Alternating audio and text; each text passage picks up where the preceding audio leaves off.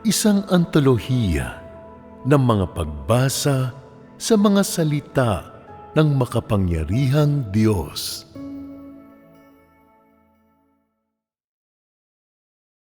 Mga salita ng Diyos sa buong sansinuko. Kabanata 12.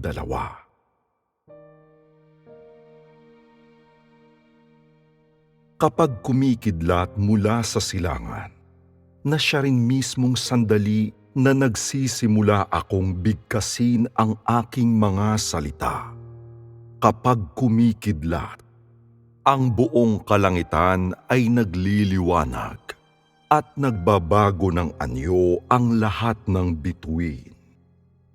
Ang buong sangkatauhan ay para bagang napagbukod-bukod sa ilalim ng kinang ng sinag ng liwanag na ito mula sa silangan.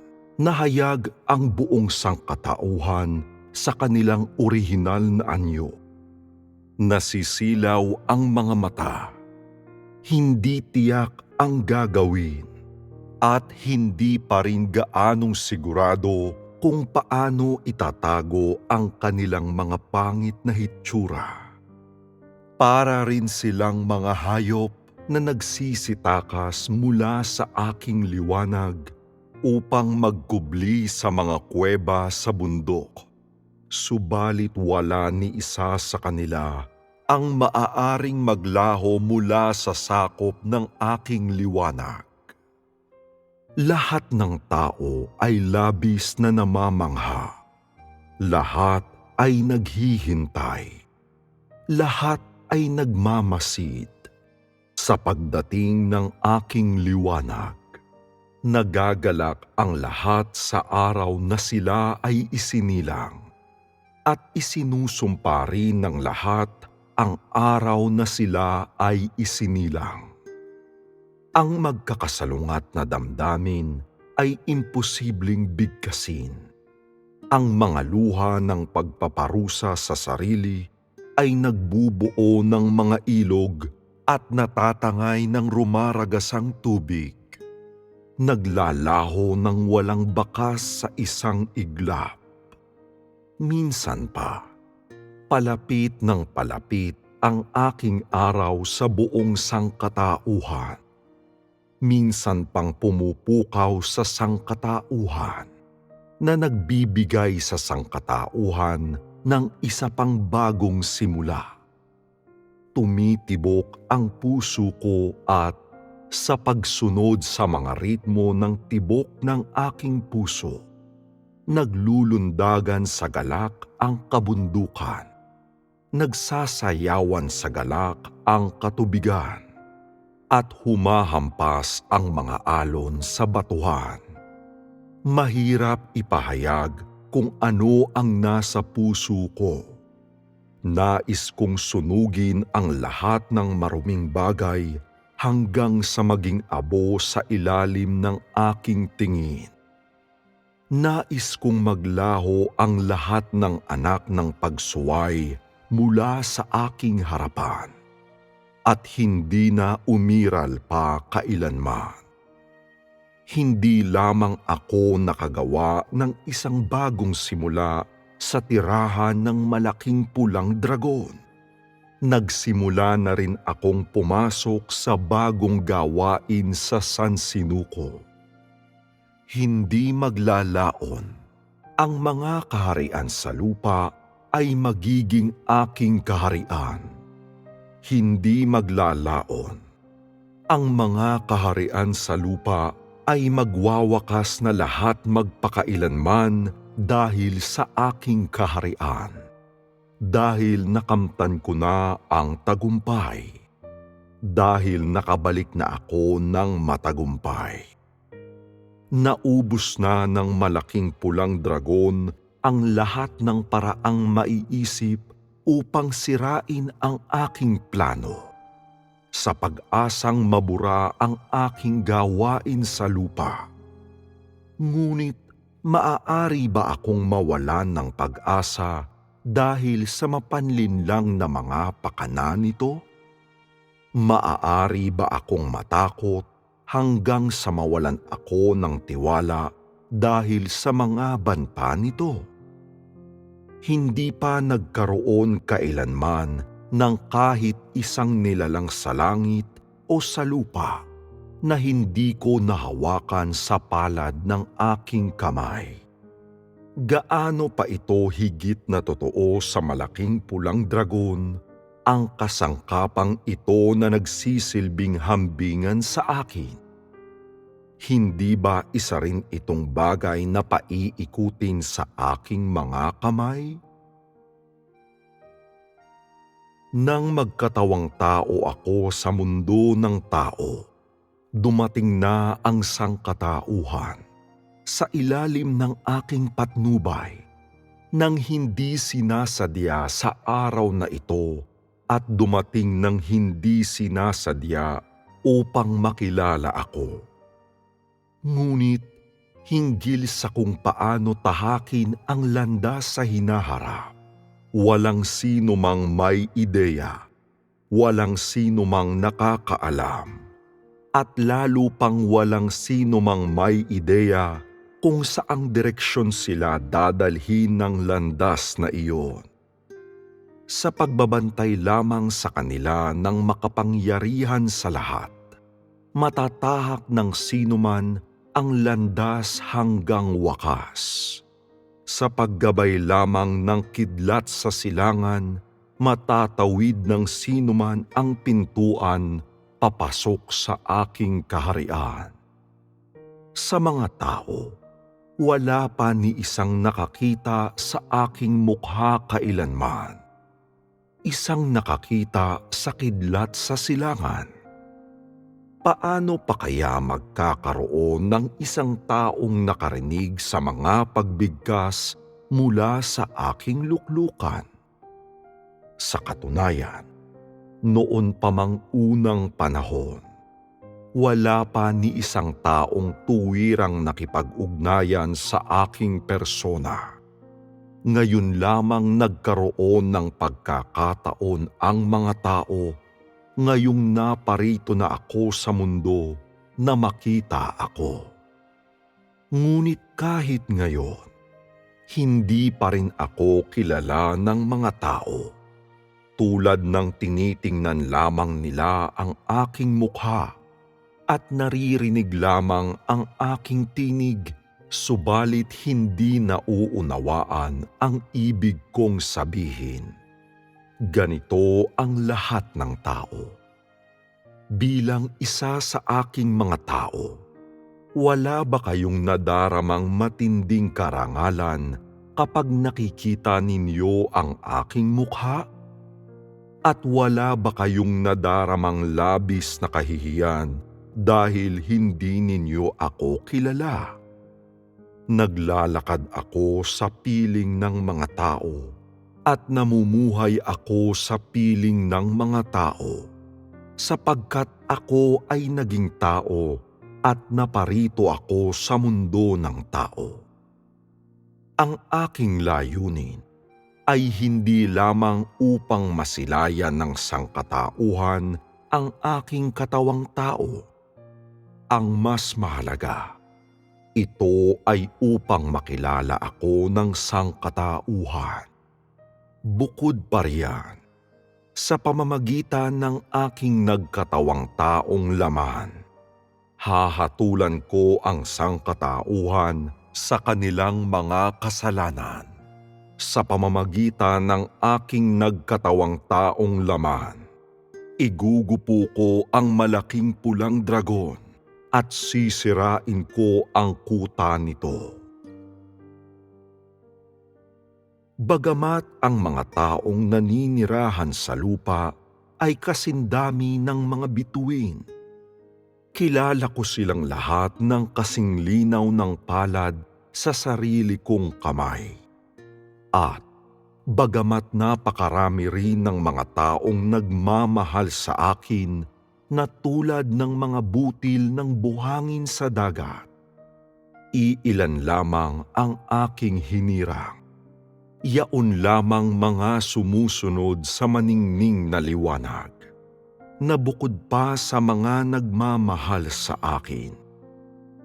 Hindi ko pinalalabis ang tingin ko sa tao, ni hindi ko siya minamaliit. Sa halip, inuutusan ko ang tao ayon sa kanyang likas na mga katangian. Kaya nga ang kinakailangan ko ay ang klase ng tao na taos-pusong naghahanap sa akin upang makamit ko ang aking layunin na humirang ng mga tao. Napakaraming mababangis na hayop sa kabundukan, ngunit lahat ng iyon ay kasing amo ng mga tupa sa aking harapan. Nasa ilalim ng mga alon ang di maarok na mga hiwaga, ngunit ipinapakita ng mga ito ang kanilang sarili sa akin na kasing linaw ng lahat ng bagay sa ibabaw ng lupa. Nasa kalangitan sa itaas ang mga dako na kailanman ay hindi mararating ng tao.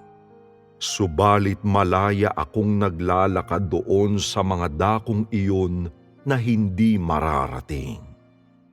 Hindi ako nakilala ng tao sa liwanag kailanman, kundi nakita lamang ako sa mundo ng kadiliman. Hindi ba ganito mismo ang sitwasyon ninyo ngayon?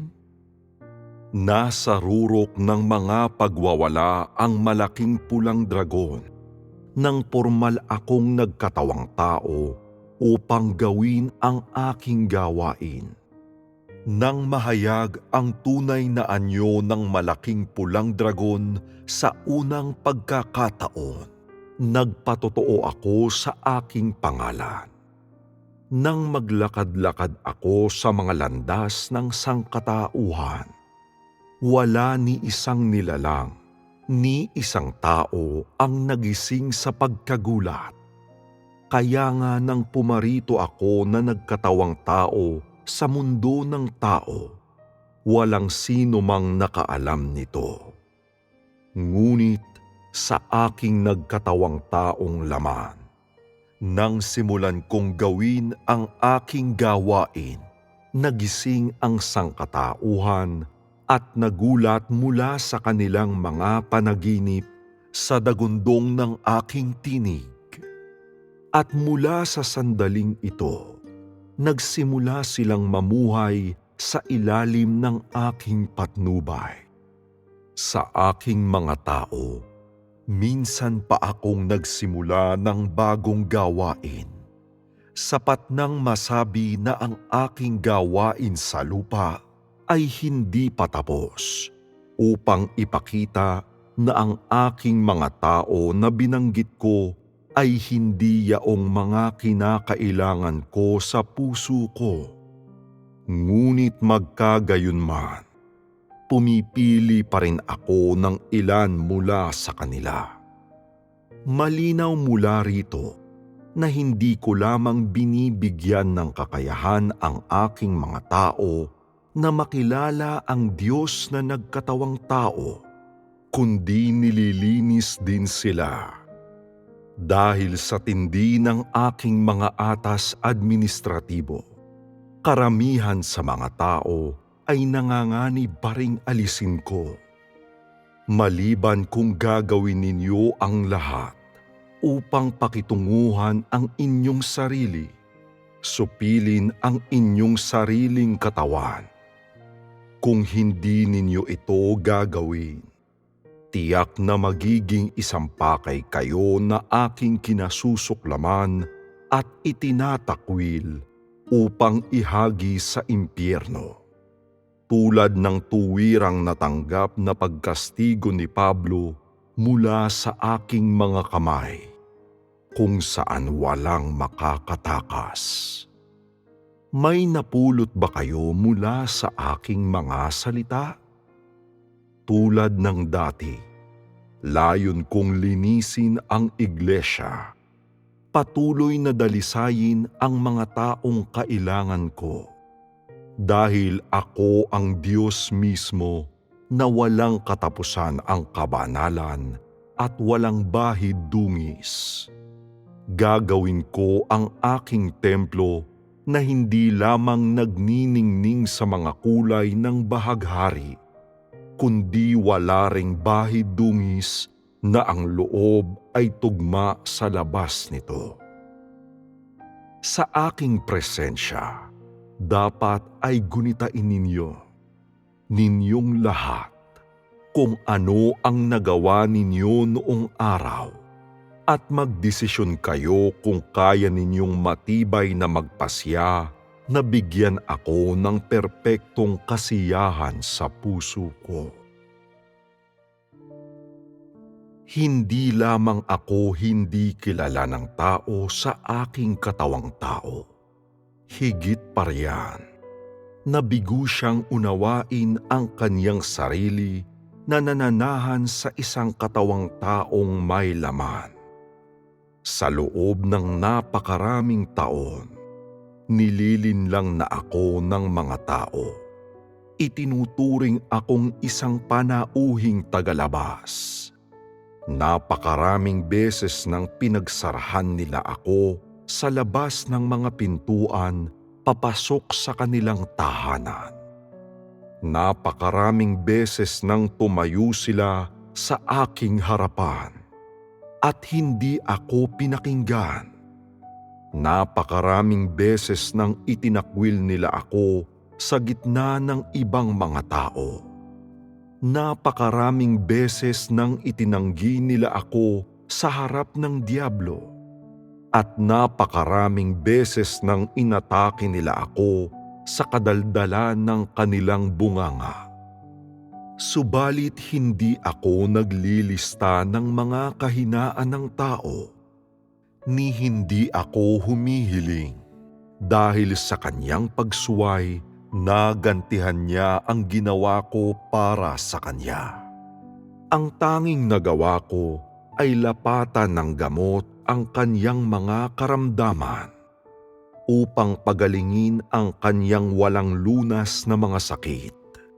Sa gayon ay manumbalik ang kanyang kalusugan upang makilala niya ako. Hindi ba lahat ng nagawa ko ay upang manatiling buhay ng sangkatauhan, upang bigyan ang sangkatauhan ng pagkakataon sa buhay? Maraming beses akong naparito sa mundo ng mga tao, ngunit hindi ako iginalang ng mga tao. Dahil naparito ako sa mundo sa aking sariling persona. Sa halip, bawat isa ay kumilos ayon sa tingin niyang angkop at naghanap ng malalabasan para sa kaniyang sarili. Hindi nila alam na bawat isang landas sa silong ng kalangitan ay sakop ng aking pagtatalaga. Sino sa inyo ang nangangahas na magkimkim ng sama ng loob sa kanilang puso? Sino sa inyo ang medyo nangangahas na gumawa ng matibay na pagpapasya? Tahimik lamang akong gumagawa ng aking gawain sa gitna ng sangkatauhan. Iyon lamang. Kung ako, sa panahon ng aking pagkakatawang tao, ay hindi nakiramay sa kahinaan ng tao, buong sangkatauhan, dahil lamang sa aking pagkakatawang tao, ay natakot na sana ng husto at nahulog sa Hades dahil dito. Dahil lamang sa nagpakumbaba ako at nagtago, kaya nakaiwas ang sangkatauhan sa sakuna. Napalaya mula sa aking pagkastigo, at sa ganitong paraan ay umabot sa araw na ito. Nasasaisip kung gaano kahirap makaabot sa araw na ito. Hindi ba dapat ay higit ninyong mahalin ang darating na bukas?